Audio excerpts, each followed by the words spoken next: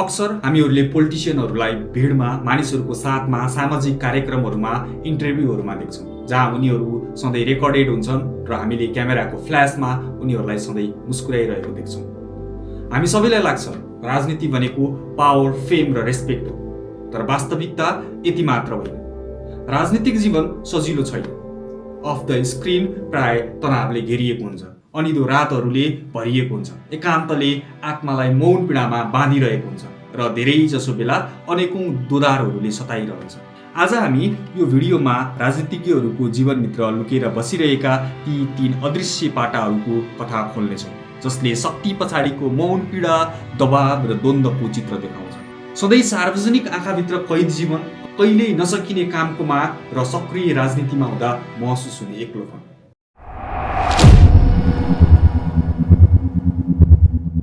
राजनीतिज्ञहरूको जीवन निरन्तर सार्वजनिक दृष्टिको निगरानीमा रहन्छ, जहाँ निजी जीवन पनि पूर्ण रूपमा पारदर्शी बन्न पुग्छ।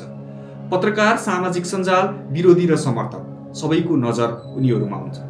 हरेक गल्ती समाचार बन्छ, हरेक बोली आलोचना बन्छ।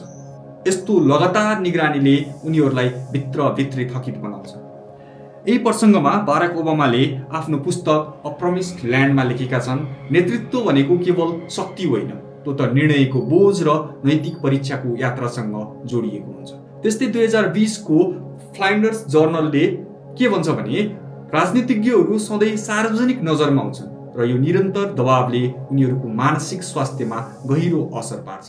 वर्षौंदेखि निरन्तर सङ्कट व्यवस्थापनपछि न्युजिल्यान्डकी पूर्व प्रधानमन्त्री जासिन्दा अर्डर्नले राजीनामा दिँदै गर्दा भनेकी थिइन्, म जान्दछु यो कामले के माग्छ र मलाई थाहा छ यसलाई न्याय दिने अब मभित्र पर्याप्त ऊर्जा बाँकी छैन।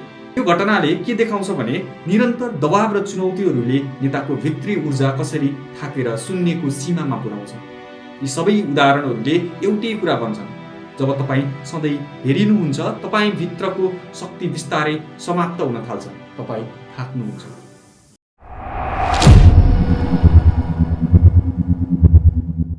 राजनीति 9 देखि 5 को जागिर होइन, यो 24 घण्टे जिम्मेवारी हो। दिन रात फोन, बैठक र भेटघाटको अनवरत चक्र, अनपेक्षित सङ्कटहरू, सार्वजनिक अपेक्षा र निराशाको दबाव, अनि सधैँ यही लुप। धेरै नेताहरू स्वीकार्छन् कि नेतृत्वको यात्रामा सबैभन्दा ठूलो चुनौती व्यक्तिगत जीवन र परिवारसँगको समयको कमी हो। सबैभन्दा ठूलो बलिदान भनेको परिवारसँग बिताउने समय गुमाउनु हो। अनि नतिजा थकान, निराशा र अन्ततः मेन्टल बर्नआउट।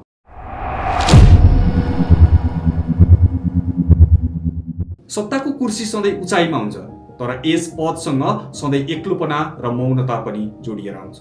नेताका वरिपरि सयौं अनुहारहरू सधैँ हुन्छन्, तर अन्ततः निर्णयको भारी ऊ एक्लैले बोक्नुपर्छ। जो कोहीलाई विश्वास गर्न पनि वातावरण हुँदैन, जो कोहीलाई विश्वास गर्न पनि डर हुन्छ, भरोसा हुँदैन, र यही डरले उनीहरूलाई झन् एक्लो बनाउँछ। यसै प्रसङ्गमा बाराक ओबामाले भन्नुभएको थियो, यो पदसँग एउटा विशेष एक्लोपन जोडिएको हुन्छ, किनकि अन्तिम निर्णय तपाईँ आफै एक्लै लिनुपर्छ। अस्ट्रेलियाका सांसदहरूले भनेका छन्, हाम्रो जीवन त वर्क लाइफ ब्यालेन्स होइन, अब वर्क ब्यालेन्स बनिसकेको छ।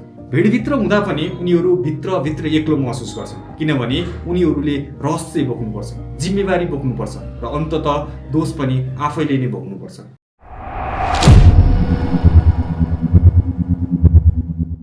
राजनीति शक्ति र प्रतिष्ठाको होइन, त्याग र दबावको संसार हो।